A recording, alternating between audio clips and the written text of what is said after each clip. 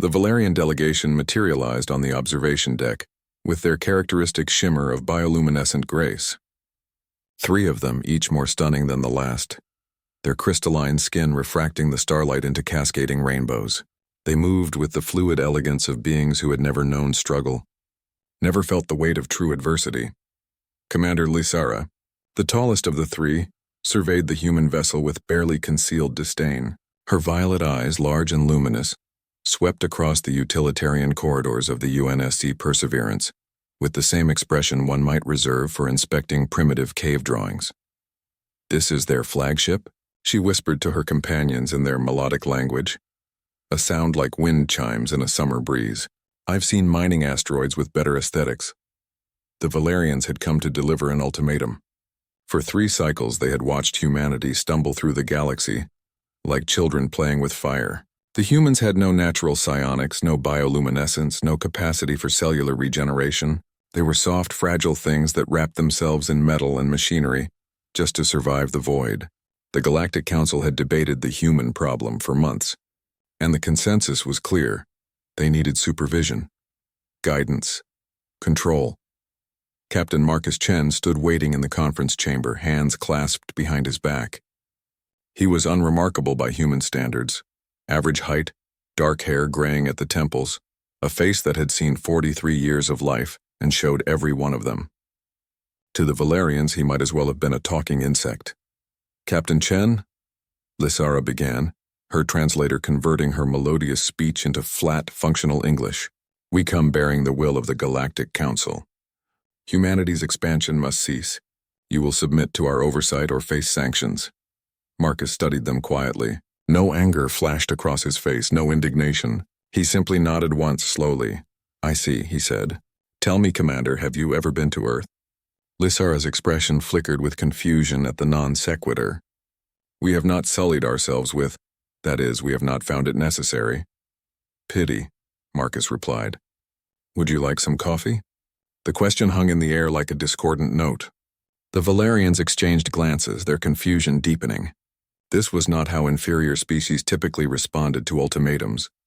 "We do not require your primitive stimulants," Lysara said sharply. Marcus smiled then, a small, knowing expression. "Suit yourselves." He poured himself a cup from the dispenser, the rich aroma filling the chamber. "You know what's interesting about coffee? We didn't invent it. We discovered it. A plant growing on our world, containing a chemical that helped us stay alert. Gave us an edge." He took a sip, savoring it. "That's humanity in a nutshell, Commander. We don't have your beauty, your psionics, your regeneration, but we have something you've clearly never needed, and what is that?" Lysara demanded, her patience wearing thin. Adaptability born from desperation. Before she could respond, the ship lurched violently. Alarms screamed through the corridors. The lights flickered, shifted to emergency red. "Captain," the communications officer's voice crackled through. "Unknown hostile massive energy signature." It just tore through the Valerian escort ships like they were paper. Marcus was already moving. "Battle stations. Get our guests to the reinforced shelter." "We do not need your protection, human," Lysara hissed. But her bravado faltered when the viewscreen activated. The creature that filled the display defied description. It was vast, organic, covered in chitin and teeth and eyes that burned with ancient hunger. A void leviathan, a legend even among the oldest species. A cosmic predator that hunted starships for sport. "Your escort vessels had shields that could withstand a supernova," Marcus said quietly, strapping himself into the captain's chair. "They lasted 8 seconds. The Valerians stood frozen, their luminescence dimming in terror. In all their centuries of peaceful expansion, they had never faced anything that their technology and psionics couldn't overcome. Marcus Chen cracked his knuckles. "Helm evasive pattern Delta 7, weapons. I want firing solutions on anything that looks like a nerve cluster. Engineering. Divert all non-essential power to forward shields." "Sir, the math doesn't work," his tactical officer reported. "We can't win this." "Probably not," Marcus agreed. "But we can make it regret choosing us." What followed was 7 minutes of controlled chaos.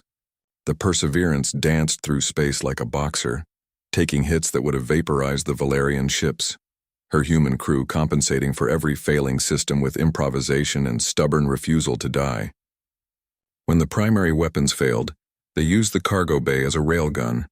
When the shields collapsed on the port side, Marcus rotated the ship to take hits on already damaged sections. The Valerians watched in stunned silence as the humans fought with a ferocity that bordered on madness. When the creature finally broke through and breached the hull, Marcus didn't retreat. He grabbed a plasma rifle and led a boarding team into the rift. "What is he doing?" Lysara whispered. "He'll be killed." "Probably," the communications officer replied, never taking her eyes off her console. "But he'll take that thing's feeding tendril with him. And that'll buy us time to jump to FTL." 20 minutes later, Marcus Chen limped back onto the bridge, his suit torn and bloodied, carrying what looked like a massive twitching appendage. The void Leviathan was retreating, keening in pain across all frequencies. He dropped the trophy on the deck and slumped into his chair. "Engineering, how's our FTL?" "Operational, sir, barely. Good enough. Get us out of here." He looked at the Valerians, who stood like statues, their earlier arrogance completely evaporated. "Now where were we?" "Oh yes, your ultimatum." Lysara's voice was barely a whisper. How are you still alive?" Marcus took another sip of his now cold coffee. "Because we're too stupid to know when we're beaten and too stubborn to care when we figure it out. Humanity doesn't have your advantages, Commander. We're not naturally beautiful or powerful.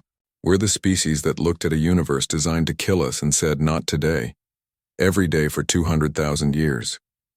He stood, extending his hand. "You can report back to your council that humanity refuses your ultimatum. We'll expand where we please and we'll do it our way, but we'll also defend any species that needs defending, fight any monster that needs fighting, and share our coffee with anyone who asks nicely." Lysara stared at the outstretched hand for a long moment. Then slowly she reached out and took it. Her grip was weak compared to Marcus's calloused palm. "I will tell them," she said softly, "that we were wrong about humans." Marcus smiled. "We get that a lot." As the Valerian delegation prepared to depart, Lysara paused at the airlock. "Captain Chen, what drives you? Why fight so hard for a universe that seems determined to destroy you?" Marcus looked out at the stars beyond the viewport, his expression distant. "Because someone has to, and it might as well be us." The Valerians left without another word. Within a week, the Galactic Council's ultimatum was quietly withdrawn. Within a month, 3 more species had applied for defensive pacts with humanity. Within a year, the first joint human-alien colony was established, and Captain Marcus Chen continued drinking his coffee, facing down the universe one impossible day at a time, proving that sometimes the greatest strength comes not from what nature gives you, but from what you refuse to let it take away.